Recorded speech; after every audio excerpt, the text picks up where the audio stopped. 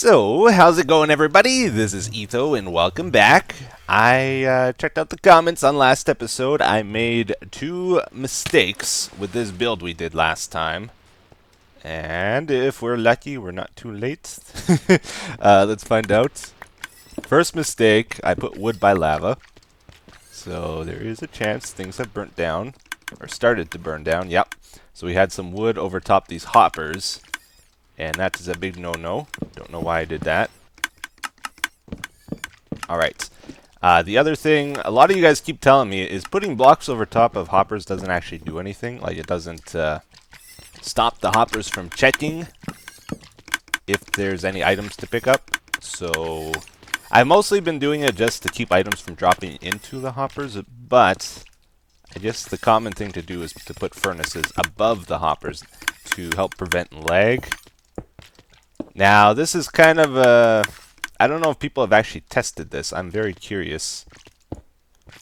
Because by doing this, we're making it so the hoppers don't have to check if there's items, so that should reduce lag, but we're also adding another tile entity, the furnace here, which causes a little bit of lag. So is it actually reducing the lag overall? I have no idea. But I'm going to do it. Alright. Where did that wood end up? I guess the wood would have went into the garbage, so it should be gone. The other mistake I made, though, is I never put in the filler block. So this is what I did. I just put like one item in these last 4 slots in the item filters.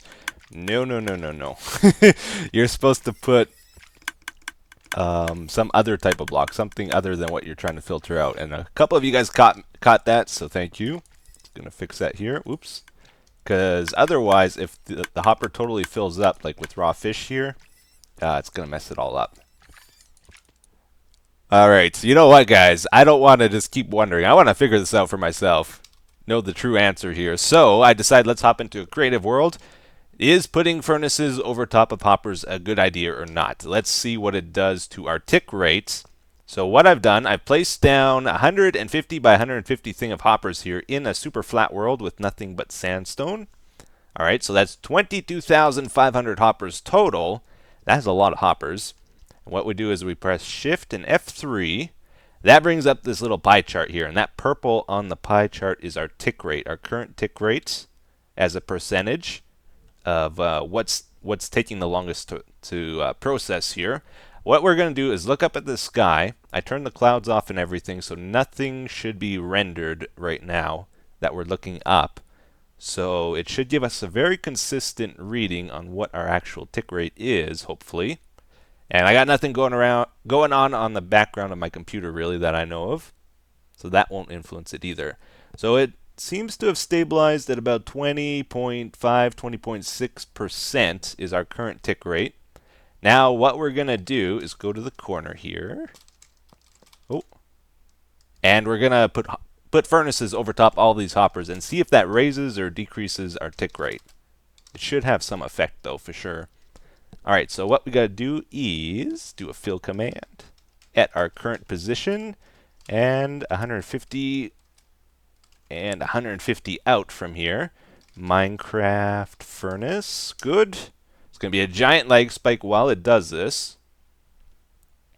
Awesome. Yeah, I did that right. Good. So we got a furnace over top every single hopper. And I'm actually going to reload the world. I reloaded it after replacing the hoppers too, just so we have a consistent result here. Okay, so just about got the whole world loaded here. You'll notice like the chunks with the hoppers and the furnaces in, they loaded a lot slower than those sandstone ones out there. So they're quite a bit more intensive. But yeah, we got the world loaded all around us. Same thing, nothing's really changed here. We're going to look at the sky and just see the difference in the tick rate. As it looks right now, it seems quite a bit higher, doesn't it? We're at 38, 39%. And it's pretty much evened out. It's not changing really right now. So 39% from 20.5%. So putting furnaces over top of hoppers seems like a bad idea to me. It seems to have made it almost twice as worse tick rate on the server. So yeah, don't do it, I don't think. And now we know better. Alright guys, so let's get to it here. We started this armory project last episode. What we're trying to do first off is to make an armor stand switching machine sort of thing here. So basically armor stands are going to fall down, land over here, and then we can switch between them by pushing a button or something is the plan for this thing. So let's go back up. Get out of the way. Let's go back up. Okay, very first thing we got to do here is set up like a Pez dispenser minecart thing. And check this out. I found a spot in the man cave here. One of the most difficult things is finding space for stuff. But behind this little garden thing, I dug down and it seems like we could maybe have a bit of vertical space here. If we go just a couple more blocks forward, though, we're going to run into Wilson. Wilson is very close. He's just over there. So there's maybe... I don't even know how thick this wall is. It's probably only 2 or 3 blocks thick then, right? Let's just mine this to figure it out, because I'd like to know how much space we got free. Yeah, he's right over there. Man, oh, and this is going to be chopped away, too. Uh-oh. Because that's overhang right there. Yeah, we don't have a lot of free space, that is for sure.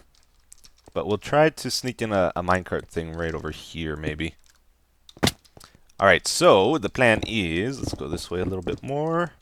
And maybe right in this spot, we'll put down our sticky piston and our slab. So the minecarts are going to stack up on top of here. I don't like activator rails.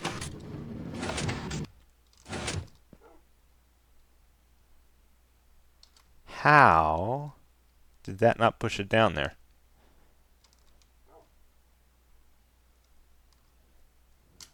That don't no make no sense, man. That ain't no make no sense. Okay, I think I got it figured out here. I just had to add an extra rail between the curve section here and the activator rail, because there's this issue in the game. It's kind of annoying. Whenever you like go around a corner with a minecart, like when it's on the curved section of the track, it also activates the one in front of it. So activator rails and detector rails get triggered a little sooner than you want a lot of the times. So yeah, just need an extra spacing. So yeah, check it out. Basically, got like a little thing here, track to bring the minecarts up to the top of the Pez dispenser. So it goes up and then they fall down on top of the stack. It's just a little 2x4 windy rail thing here so far, and then they drop down there. Alright, and when we press the button here, better work this time, good. I think we can get rid of these two now. And armor stand falls down there, minecart falls down here, okay? Let's fall down here. So basically our armor stand, oh, it's not really going to face the right way though now, is it? I never even thought of that. It's like facing sideways. We want it facing us. Uh-oh. Never even considered that. Okay. That's going to be a pain to fix. But basically, when we go to switch this armor stand with the next one, what we got to do is then bring this empty minecart by to pick it up. Picks it up, and then it's got to bring it to the top of the Pez dispenser stack, and that's our complete cycle. So I got to connect this to that open-ended track we have up there. Alright, check it out, guys. So we got our armor stand here, and we're going to address it. I'll put a helmet on this one. Press the button. Down comes the next one. And you might have saw the minecart on the right there falling down, so it gets into position. We give our pants to this one. And I really like the effect. Like, this is the best part of any redstone thing. Like, when you have an idea, a lot of times there's a lot of details that can get in the way of your idea actually coming out the way you want it to. But this is exactly what I had in mind, and I was able to pull it off. So I'm very, very happy with this build. Like, this is exactly what I wanted. And it works. And we can see it working now. It's great. So yeah, we can cycle through our different armor collections or whatever. It's kind of a cool effect. I like it. One thing I gotta watch for is I can't press the button before the minecart actually lands there. If I press it as quick as possible, I could potentially mess it up. You see how it takes the minecart a little bit of time to fall down? The reason for that is just because we got a little bit of a jumble with our track here. I need to shorten this track if possible, but ideally I want this Pez dispenser set up like over here. We can't do that because of our man cave getting in the way. So I had to put it over here, which made the track longer, which makes it a little longer to reset than I would like. But other than that, it's pretty much perfect. I could add some safety mechanism, but I can just try to remember not to press it too quick too. Oh yeah, and I'll just show you guys how I finished this up as well in case you want to build something similar to this yourself. I was worried about the armor stand rotation, which way it was facing. Turns out it all depends on which way you place it at the start. So if I place it that way, it's going to be facing us. If I place it this way, it's going to always be sideways. Getting ejected from the minecart doesn't actually rotate it like I thought was happening. So that's good. That was a simple fix. Yeah, so I got the button here. Basically, that just goes down to this block, right? This block has a torch on it, so these pistons are extended by default. It also goes off to our power rail here, which is currently unpowered. So when we press the button, makes the minecart move. Goes underneath the armor stand where it gets dropped here and goes up to our Pez dispenser. So I added this line in here. This goes up and kind of connects to that thing we built earlier. We do have room for a lot more minecarts here too if we want to add more. And let's see, I added in a wire here to connect to this piston from the button down below. That is just over. Yeah, so from this wire here goes through this block over here and then up to that piston there. And that's pretty much all there is to it. So we can fill this in nicely all the way, pretty sure. Looks good. I want my stuff back. Give me my helmet. Alright, now we gotta finish up the looks to this thing. Okay, I think this is the shape we're gonna go for, guys. I like how this looks. It's symmetrically pleasing. And yeah, so this is an armory. So we want to be able to store our armor. Our armor. I have a hard time saying like R and our. You know, like R and our close together. I always say like R and R. Kind of the same thing that just happened there. Anyways, so it's for armor. It's also for tools though. So what we're gonna do, we have these 6 chests. Probably do some item frame things. We got our tools here, so we do like sword, maybe over here. Swords, I named them as well, so it actually shows the name tag above. You can kind of see it. We got bows. We got fishing rods. Let's put the fishing rods opposite of the bows over there. And then pickaxe and shovel. I usually group the pick and the shovel together more so let's do it like that. Axe is kind of a weapon, so we'll put it on the right side. Weapons on the right, tools on the left. I like it. Alright, so this is where I'm going to put all my enchanted tools and enchanted armor. Alright guys, so we go down the stairs here, turn to our left, and bam! So, I tried a green clay thing out here. What do you guys think of this? Do you like it? Do you not like it? Yes, no, maybe. I'm on the maybe fence with this build. It's like, it's okay, it's passable. I fall down. Again. But I'm not in love with it, you know. There's something about it. It's just it's not there. It looks very convoluted. Like there's too much stuff going on this clean clay surface. I think that's the mistake. We could either switch over to wood. Oh, what happened there? I don't really want to use wood. I don't know why. We use wood all throughout the man cave here. I'm trying to change it up a little bit, you know. Maybe we'll try red clay. Still has that smooth surface problem, but it might look better. And I also gathered together our tools. We have a few bows, quite a few swords. Most of them are garbage, though, like smite swords, arthropod swords. I don't know. Not that many axes laying around, not many shovels laying around, but a whole ton of picks. Got a little carried away with these, so I tried doing this double chest little thing here, where we put spruce stairs over top. Problem is, we can't do it over there because we got the rails in the back, so I think maybe that was a mistake. So I'm gonna switch it back, I think. And also, it makes it look a little bit more chaotic, which I don't want because it already looks too crazy. Okay, well, between the red and the... I thought I just heard a creeper. Between the red and the green, I definitely like the red a lot more. I don't know about you guys. It also, since we used red here and here, it makes more sense, for sure. So I'm going to leave it at that for today. We'll go do something else now.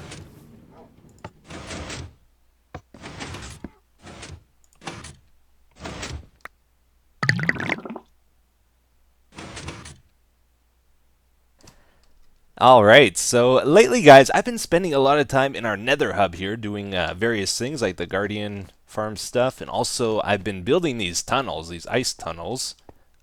Recently I just added in these lights up here because it was really dark without them. I think that's a good addition as well. Usually I build these like when I want to watch TV or something, you know?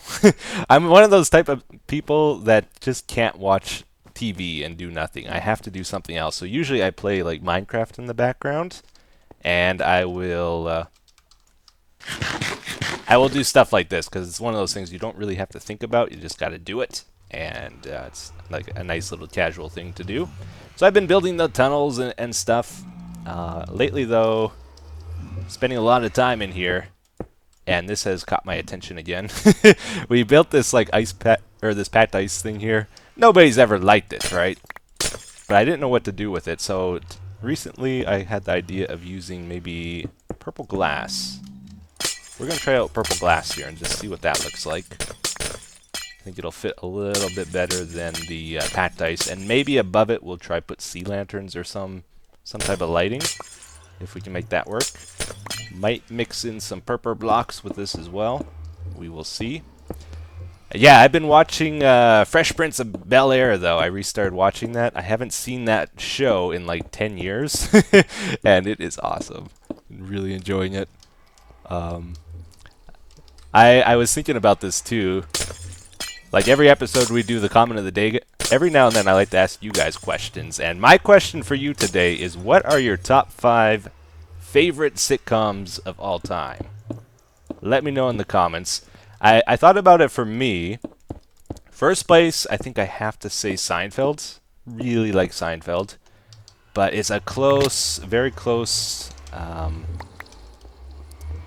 game with... Not game, what's the word? Contender. There's the word. Very close contender with Arrested Development. I almost want to put that one first because that show is just so good. But Seinfeld's first, Arrested Development second. Not The Office. The Office is third. And fourth place, I would say Malcolm in the Middle is a really good show too. And then fifth place, I'm not so sure. I think I would say either King of Queens, mostly because of Arthur. King of Queens, maybe Fresh Prince of Bel-Air. I'm really starting to like that show. Or not starting, but like really getting into it again. And like the first few seasons of Friends were pretty good too. Hey, you. Walked right in front of me, this guy. Yeah, so here we go, guys. That is what it looks like now. I think that looks a lot better. I like it a lot more. It suits the area much better. And I did try putting sea lanterns throughout the whole thing, like behind the glass there. But it didn't look very good. I think because sea lanterns have those lines on the edges, and it just makes like a crazy checker pattern sort of thing. So I just put a couple of them on the outside to light it up, and the rest of that is purple blocks now. And I think that's how we'll keep it. Oh yeah, check it out, guys. We finally got our farmer villager. Like ever since we built that pumpkin farm, I've been trying to get one. finally got one to be born here. There was like a zombie siege. It killed like 10 villagers today. Got a bunch of babies afterwards. And this is our guy. Unfortunately, though, it's 11 for 1 emerald. We wanted to try get 8 for 1. That's the best trade. I think it goes up to 12 for 1. So it's not the worst, but it could be better for sure. Now, the problem is I don't know how to get these guys out of here because whenever I try to like nudge them, they just run back. Okay, I thought that was hollow underneath. I guess not. Right where we want him. Oh. Oh no, that stupid villager pushed him out. Okay, you're so close. Go to school. We got him in the school. Okay, I'm going to block that door. So we built like a way of getting villagers up to the surface here. It's supposed to kill them, but we can also use it to transport them, hopefully. If it still works. A little bit further. Yes, okay, we got him. So, what we gotta do is push him into the water. And I think there's air spaces throughout it, so it should not kill them. And I think I'll try swim ahead of him here. I thought there was a way up to the surface, but I don't see any light right now. Does it not go up to the surface? Oh, it does. It does. Right up to a tree. Oh, interesting. Okay, so the villager should get up here any moment. Good. Pick him up in a boat. Oh, he got away. Oh, man. Get back here. He's running away. No. All right, we got to corner him. I think I actually have to get out of the boat to get him. Okay, we got him. Cool. Good. Alright, so if I break the boat, will you go in the next one? No, not quite. What if I nudge you? Oh, that works. Oh, that's cool. So you don't even need to use slabs and that kind of stuff to get them up a step here. You can just put the boat at their head level and it'll work. Alright, gotta bridge the gap here. Ba-ba-ba-bum. We're almost there, just a little bit further. Ba-ba-ba-bum. Oh, he's doing that thing where he's in the corner and you can't get him out of the corner. I hate when that happens. They really need to, like, make leads work on villagers. Like, seriously. Such a pain moving these guys, even with the boats. Alright, we got him in. We got him in. Awesome. Yes! Success! We got our farmer in place at the pumpkin farm. How's our stock doing? Just about up to 4 rows. That's not that impressive, actually. I guess I don't spend much time here. Alright, let's do some trading, though. So this will be pretty nice. You take a stack of pumpkins and trade. How many emeralds do we get here? Oh, I didn't see. 55 would be 5. Yeah, so we get 5 emeralds each time. If it was 8 pumpkins, we would get 8 emeralds each time.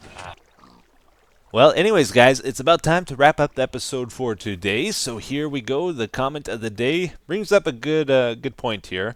It says, Etho, you should totally make your own resource pack without the droppers making that clicking noise. We built the Guardian farm last episode, and the clicking noise was bugging me. Maybe change it to a softer sound or make it less loud.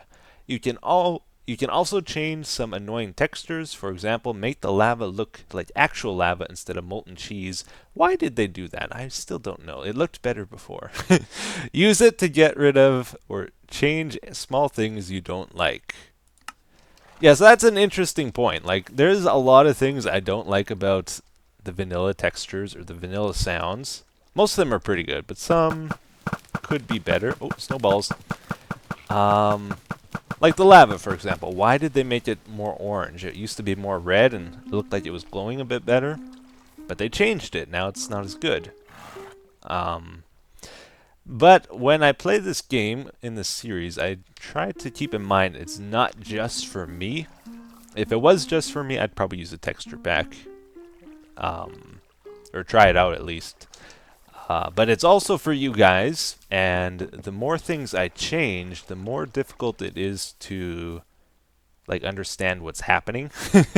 And also it removes a lot of the challenge. Oh man, that activated again.